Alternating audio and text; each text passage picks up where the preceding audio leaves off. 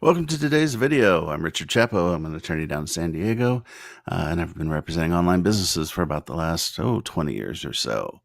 Today, we're taking a look at the question about the fundamental nature of the internet that a lot of people blow by, particularly entrepreneurs. And that is simply that the internet is a level playing field. So, what do we mean by this? Well, the internet is a revolutionary platform from a business perspective. Not only has it changed the way many different business niches actually operate, but it provides a whole new paradigm for launching businesses. So let's consider the 1970s. We're in the pre-internet era, and we want to launch a small store. How do we know where to launch it? How do we know if people in the area are interested? How much traffic, do we need walking past the front of the store to get enough people inside, making purchases, making us profitable? There's no access to this information. There isn't. You would have to pay, a consultancy group or somebody to go out and develop all this information. You're going to spend tons of time, tons of money, so on and so forth. And if a large corporate department store moves in next door that sells the same type of stuff that you do, well, you're done. And so now let's fast forward to the internet age, and what do we have? Well, you can open a Google account or your favorite keyword tool, whatever it is. You can go on there and you can type in your topic, and you can see all the phrases that people are searching for within that topic. And not only that, but the amount of traffic. That's insane. That information, if you were to gather that information from another company in the 1970s, they would probably sue you for trade secret violations. And yet now here, with this online environment, we have access to all this information. And so we're working on a pretty level playing field. Is it perfect? No. Do the big guys still have some advantages? Yes, absolutely. But you also have some advantages if you're just launching. One, you're small. You're nimble, you're flexible. So what does that mean? That means that when an event occurs within your niche, you have the ability to react to it in a much quicker fashion than some of these companies do. If we're looking at Amazon, and let's say there's a development in the literary field, well, is Amazon going to start pumping out, tweets and posting in forums and everything else, on that topic right then, right that day? No, they're probably going to take 2 months to just have a corporate meeting to decide what their position is. Well, if you started the business on your own, or it's you and two partners or whatever, you're going to have your position. You're going to know what it is. You're going to be able to get out there. And when you're posting, you're going to post your brand, your site, whatever it is, and you're going to establish, a presence. People are going to see you, and that's how you start building, up a presence online. You have to make sure, obviously, that whatever your product or service ultimately is, that you're offering, value that isn't found elsewhere. But there is a real opportunity to compete not only with just general competitors, but even with the big guys. So I'm not suggesting that you go out and start a general bookstore right now. If Barnes and Nobles didn't kill you, Amazon will. There's nothing unique about your business in that effort that's going to make people use you instead of those stores. It just isn't. So you need some unique aspect. It may be that it's a specific niche. Maybe that you offer some interactivity for users. Maybe that you're all over authors within the niche. So maybe you start a site devoted to romance novels involving vampires, probably pretty popular. But that's all your site is. And you have a forum on there. And, you go out and you get interviews with authors who are popular in that field. And you may think, ooh, how am I going to get authors to agree to interviews? Authors will do interviews with anybody. They're trying to sell their stuff. You do video with them. Maybe you do a talk, on the site, where you have them come into the forum and answer questions, things of that sort. The authors are going to love it.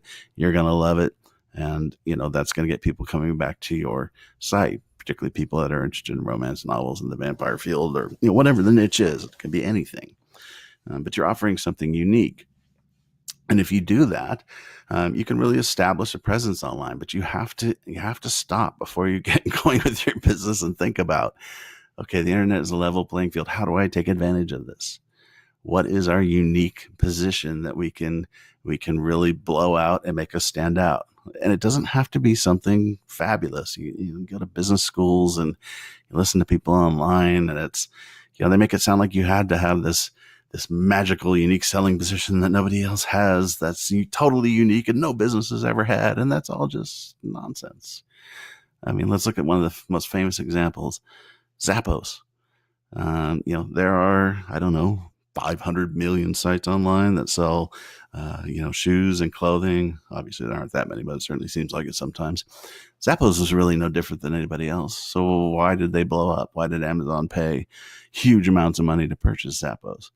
Because Zappos built the single best customer service system in the world. I mean, their customer service was legendary.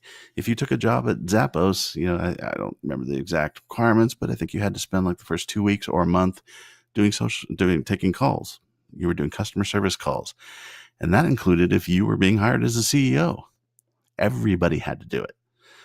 So that people got an understanding of it. And they had a very friendly customer service department and very lenient customer service policies. And did people take advantage of those? Yes, they did. Absolutely. But Zappos made a decision to emphasize that as their key business trait, their key valuation. And because if you think about it online, aren't people worried about you order something online? What if it doesn't fit? You don't like it? How do you get it back? It becomes a pain in the ass. Well, Zappos solved that problem. And, and they just included that as part of their expense, as part of their business model. And it was an understood expense. And, before you know it, Yahoo's paying, I don't even know what it was, $1.6 billion for Zappos, something like that. And the only difference between Zappos and most other stores was Zappos had a loyal following of people who appreciated the customer service. Is customer service a unique, fascinating, unique selling position or something of that sort? No, but it's something that a lot of people would find value in. So, always keep that in mind and think about, where do I stand compared to these competitors, even the big companies. Now, the big companies have an aura, Facebook, Google, Google in particular. Bow before Google. Google can do no wrong. Google does wrong all the time. What you find with the big companies, and this includes offline and on, is that they excel in their niche. But when they get outside of their niche, they tend to be a train wreck. And we can look at Google, as a perfect example. Google's effort to launch a social media platform, I mean, if it isn't already, it should be a class in every business school. They're an utter disaster.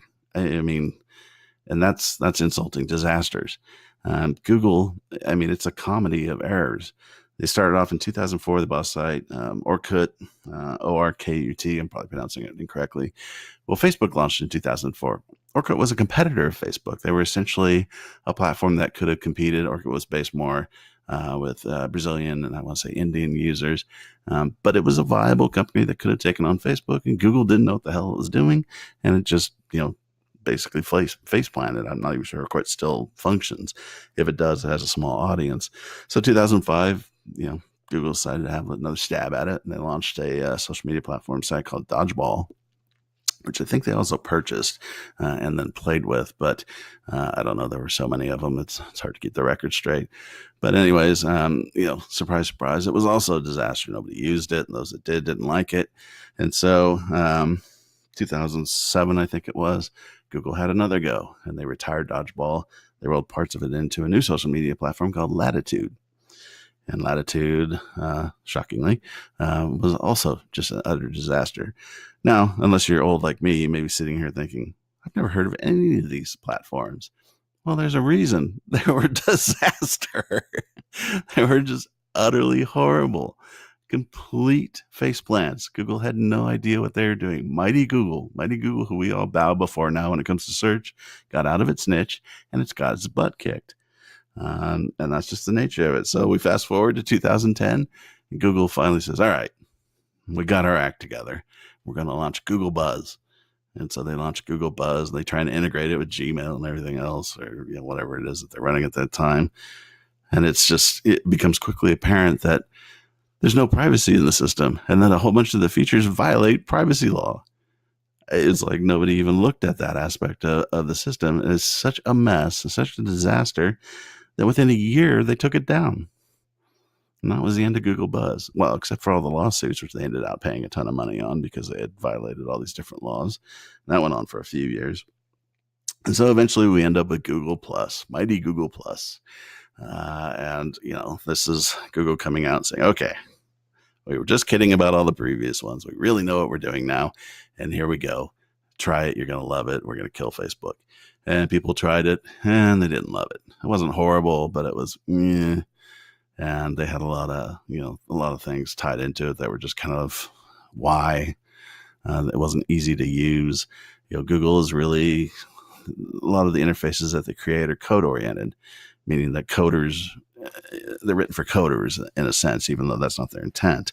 But if you read Google instructions or something of that sort versus reading like instructions for an Apple product or something like that, Apple products are simple. The instructions are simple, focused, to the point, easy to follow. Google instructions are a mangling of phrases and links to different pages that you're never going to visit, and half the links don't work, and they're not easy to use, and it's just kind of a pain in the butt. And that was basically Google Plus. And so it started kind of dying on the vine. And then we saw the classic desperation move by a company, which was to say, okay, well, we have YouTube, which is, successful. We bought this company, we paid a lot of money for it, and we know a lot of you like it. So here's what we're going to do. We're going to say, if you want to open an account with YouTube, you have to do it through your Google Plus account, i.e. you have to join Google Plus. And so that caused the uproar that you would expect, but people did it. And then sure enough, a few months later, well, a little bit longer than that, Google realized that probably wasn't a great idea. So they stopped requiring it. And so where we sit now is, Google Plus is kind of this redheaded stepchild of the Google properties, online properties. And there are rumors it's going to close here or there. And every once in a while they make an announcement. But the last big announcement they had was basically they've given up. They're just not, it's just going to be kind of this platform. If you want to use it, use it. If not, don't. They're not exactly pouring money into it, so I wouldn't expect it to get any better. And so, here we are looking at this company that is universally held up as this great story on the internet and a dominant internet company, and they are dominant. They're dominant in search. But we're told, this is a great company, and you see this aura, and you expect unicorns to run behind the corporate logo and what have you, when in fact, they're not. They're just a disaster when they got out of their niche. And that's not to pick on Google. Other large companies do it as well. They get out of their niche and they face plant. Next thing they're selling these things off that they purchased and what have you. But if we look back at the totality of what Google did in social, they spent close to anywhere between $300 million and $500 million trying to develop a social platform. And they couldn't do it. Think about that. You may know a lot about programming. You may know nothing about programming. But I get the feeling that if I told you, here's $300 million, go develop a social media platform that makes some sense, you could probably go out and find some programmers who could put something together. And it would be infinitely better than anything Google came up with in 15 years. So if you're looking at a business niche that isn't the classic niche of a particular large company, it's something that they've got into that maybe they don't really understand, evaluate it, look closer at it. Are they doing a good job or are they not? Because some business opportunities really arise from the fact that there's a Goliath in the field that's scaring everybody off. But when you look at what they're actually doing, it's a pretty poor service or poor product, and it can be improved on. And that's where you can step in and clean up. In the worst case scenario, what are they going to do? Maybe they try to adopt your product or something of that sort. But more likely at that point, they're just going to try to buy you. And so, I'm sure everybody listening to this would just be, devastated to, have Google show up and, offer $150 million for your company that you've been running for 2 years.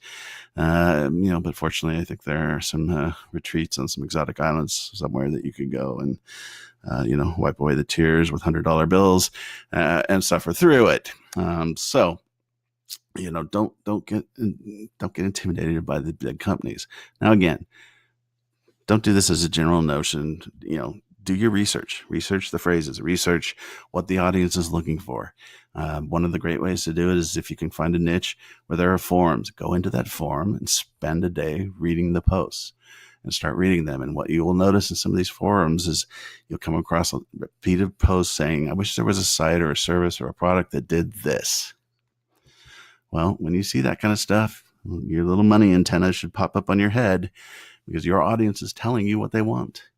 And if you can go out and develop that, you put that on your site, well, that's your unique position, your unique value, and you have a chance of really dominating within that niche, even if there's a big player there. So don't just give up if there's a big guy in the field. Make sure you look around. Again, the internet is a level playing field. It really is. And if you bring value to your target audience, you have a real chance of doing that. So what does that mean on a day-to-day basis? First, let's talk about interest versus passion. I often see people post online, you should be passionate about your product or your service. And, that's what helps you get out of bed in the morning and makes it feel like you're not doing a job. You're doing something that you're passionate about. And that's great. And, rainbows fly behind our heads and everything else. But passion fades. And that's just the truth of it. So should you be passionate about, the niche you're getting into? Sure. If you can, that's obviously an added plus. I would just suggest, after having done this for 20 years and watched clients come and go over 20 years, that while passion is important, maybe interest is also equally important. So it should be a niche that you are interested in. So if you're not interested in software coding, developing a site around, C++ lessons or something of that sort, probably not the best idea, unless you're willing and plan to just simply, pay third parties to develop all the content for you, which is fine. And you can do that. But just be a little careful with the passionate thing. It always makes me a little uncomfortable because passion tends to not last. So how do you use this on a day-to-day basis? So day-to-day basis, we're going to go old school. And again, this isn't legal advice. This is just general lessons I've drawn over the past. Use Google Alerts. It's very old school, but enter topics into Google Alerts, set up alerts for, the general topics around that your business covers, whatever the niches are, you're going to know them better. And I would do quite a few of them. And then have Google Alerts delivered to you twice a day. And just skim through those. You don't have to read them all. Just skim through looking for some unique event that has occurred. Whatever it may be, and then immediately get out there and tweet on it or whatever it is, post videos, whatever your particular approach is to marketing and to getting your name out there. And so you can get out there and establish your brand. So when people go online and they're looking around for, more information, they find you. You can go to a site like helpareporter.com and post on there as well, because there are reporters. Reporters are always going to be looking for quotes. If you have a podcast, you can get on that podcast right away, or become, somebody who's a guest on a radio show. There are companies like interviewconnections.com. They'll set up your interviews with, podcasts and radio shows. There's all these different groups. Some of them are paid services, some aren't, but you can do all of this stuff. And the advantage for you, again, is you're small, you're nimble, you're flexible. You can act now. Your corporate lunch, again, it's probably a lunch at the cheapest possible place you can find around town. And you and your partners can say, hey, did you hear about, so-and-so? Or you can even take the Google Alerts with you and run through them, see if anybody's interested in anything, and then go out and hit those. Because if you're there and people come to your site or your app or whatever it is, and they see there's value there, well, those people are coming back. That's how you establish yourself.